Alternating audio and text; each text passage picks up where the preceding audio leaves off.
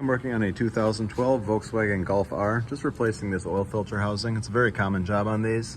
The housing itself just distorts over time. A lot of times people try to just put new gaskets on it, and you'll have the same thing happen quickly afterwards, because this housing, being just a big piece of plastic, distorts and it doesn't keep even tension on the sealing surface any longer. And it fails in other ways too. I've seen them crack and leak coolant everywhere and a lot of other things. So it's worth, if you're gonna do it, just replace the whole housing. And if you're gonna replace the housing, using a factory one is usually your best bet.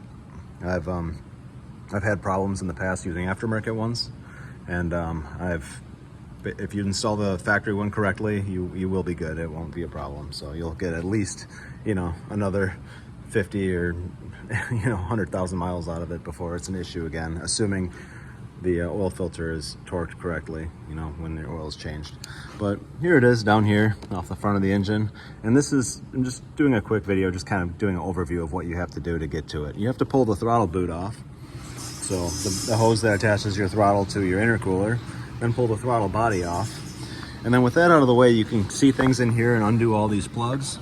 Unhook this one pipe right here off of the breather, and pull the oil cooler out of the way. Oil cooler is not too bad. I just kind of swung it out of the way over here. I'm gonna clean that all up real well before I stick it back on. But there's just one hose that attaches, and the rest of it's done through the actual, through the gasket on the housing. It attaches to the front of the oil filter housing, of course. So you can pull those Allens, 6mm Allens off, and swing that out of the way.